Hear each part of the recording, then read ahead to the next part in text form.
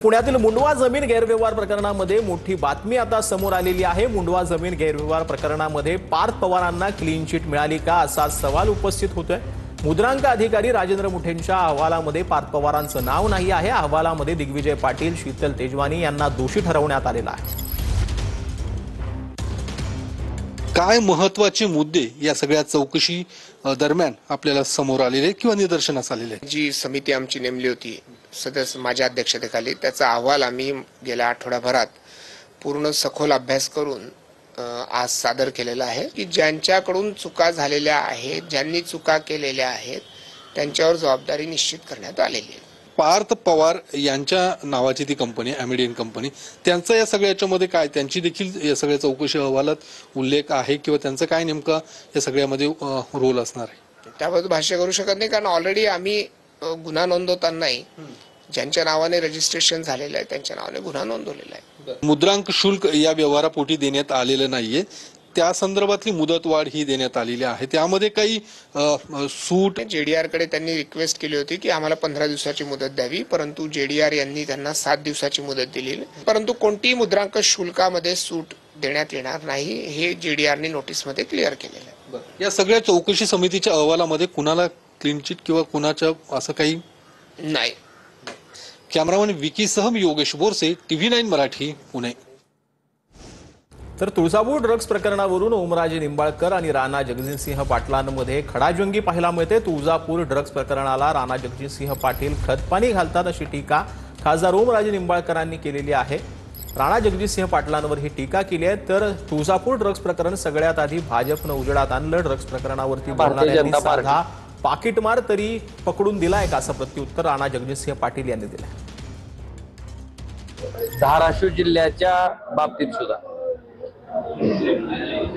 जे ड्रग्सचं रॅकेट त्या ठिकाणी जिल्ह्यात फोपावतंय, जिची मुळं त्या ठिकाणी इथं रुजलेली आहेत आणि त्याच झाडाला पाणी घालायचं काम पार्टी विथ डिफरन्स म्हणणाऱ्या भारतीय जनता पार्टीच्या नेतृत्वाकडनं म्हणजेच राणा पाटलाकडनं होतंय। म्हणजे भारतीय जनता पार्टीने या ड्रग्सच्या विषयाचा पर्दाफाश केला। हे जे बाकीचे मोठे मोठे बोलतात ना, नाव घेण्याचे लायकीचे नाही, पण त्यांनी पाकिट मार तरी किती पकडून दिलाय का? खरंच आहे मला प्रश्न। बाकी फालतू बोलतात, पाकिट मार तरी पकडून दिलाय का? आणि स्वतः काय काय करतात त्यांच्यावरती मी 1 मिनिट पण घालवणार नाही, परंतु अतिशय खालच्या लायकीचे लोक आहेत, त्यांच्या नादी आपण लागणं अयोग्य आहे। तर खासदार नाही झालात पण चंद्रहार पाटील जनतेच्या मनातील खासदार असं एकनाथ शिंदेंनी म्हटलंय। उपमुख्यमंत्री शिंदेंकडून चंद्रहार पाटलांचं कौतुक करण्यात आलेलं आहे। आता जेव्हापासून चंद्रहार आपल्या शिवसेनेमध्ये आले तेव्हापासून ते लोकांमध्ये जात आहेत, त्यामुळे त्यांचा मला सार्थ अभिमान आहे। मगाशी ते म्हणाले मी खासदार झालो नाही, पण तुम्ही जनतेच्या मनातले खासदार आहातच आणि असंच काम करत राहा। महेश पाटलांच्या भाजपा पक्षप्रवेशानंतर कल्याण डोंबिवलीत राजकारण तापलेलं आहे। भाजपात प्रवेश केलेल्या महेश पाटलांच्या शिवसेनेच्या नेत्यांवर गंभीर आरोप पाहायला मिळतोय। शिवसेनेतील लोक कुणाल पाटलांना वाचवण्याचं काम करत होते असं महेश पाटील यांनी म्हटलंय। तर घर सोडून गेलेल्यांनी आपल्या संसारात आनंदात राहावं असं आमदार राजेश मोरे यांनी म्हटलेलं आहे। महेश पाटलांना शुभेच्छा, मात्र पक्षावर आरोप करणं चुकीचं असल्याचं देखील मोरेंनी म्हटलं। पक्षप्रवेशाचा ठरवून केलेला नव्हता, परंतु आमचीच लोक काही आमच्या विरोधकांना मोठं करायला जातात। जर मोक्याचा आरोपी कुणाल पाटील याला क्लीन चिट देण्याचं काम आमच्याच पक्षातल्या लोकांनी केला। माझा मुलगा साईश पाटील आणि मला मारण्याची ज्यांनी कट रचला होता त्यांना अटक करू नका याचा दबाव सुद्धा आमच्याच पक्षातले लोक करत होते। जे लोक आपल्या विरोधकांना मोठं करतात त्यांचं तुम्ही काम करू शकत नाही, म्हणून मी आज इकडे प्रवेश त्यांना लाख लाख शुभेच्छा। त्या ज्या आपलं घर सोडून दुसऱ्या घरात गेलेले आहेत त्या घरात त्यांनी सुखात राहावं, आनंदात राहावं आणि कुटुंब चांगला त्यांचा राहावं, आणि याच्यासाठी प्रचंड मोठ्या शुभेच्छा देतो आम्ही। आणि वैयक्तिक विषय हा पक्षावर आरोप करणं चुकीचा वैयक्तिक विषयाच्या संदर्भात। तर काही नामनिर्देशन पत्रांवर आक्षेप घेतल्यानंतर वाद जो आहे तो आता पाहायला मिळतोय।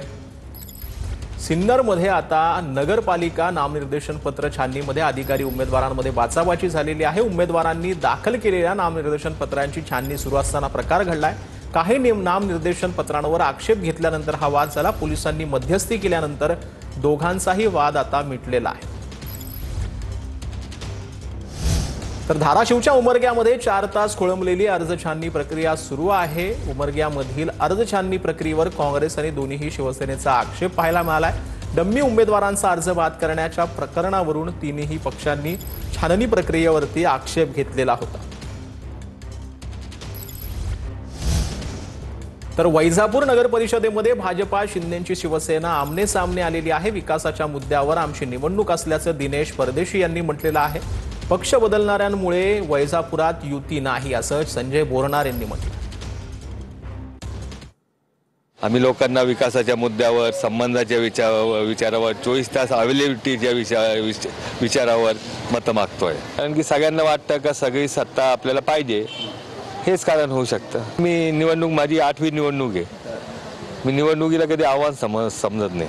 पण ज्यांच्याकडे आता सध्या ते तिकीट आहे, समोरचे जे उमेदवार आहे तेच 1 वर्षापूर्वी उबाटाकडून विधानसभा लढवली, भाजपबरोबर गद्दारी केली, उबाटात गेले, परत उबाटातून भाजपमध्ये आले। ते प्रत्येक 5 वर्षाला पक्ष बदलत आहे, त्याच्यामुळे युती होणं अवघड झालं इथं। तर मंत्री भरत गोगावलेंचा खासदार सुनील तटकरेंना धक्का पाहायला मिळतोय। श्रीवर्धनमध्ये राजकीय समीकरण बदलण्याची शक्यता आहे। म्हसळा नगरपंचायत नगराध्यक्षासह 9 नगरसेवकांचा शिवसेनेत प्रवेश पाहायला मिळतो।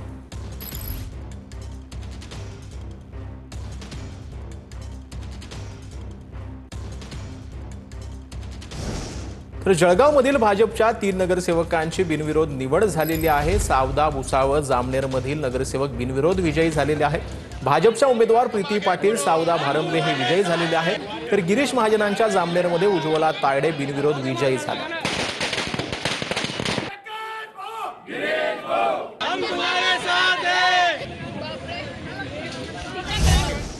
तर शिंदेचे खासदार सुभाष वानखेडेंच्या सुनबाई उमेदवारी अर्ज मागे घेण्याची शक्यता आहे।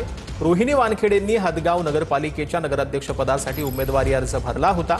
रोहिणी वानखेडेंनी उमेदवारी अर्ज भरताना मोठं शक्ती प्रदर्शन जे आहे ते केलेलं होतं।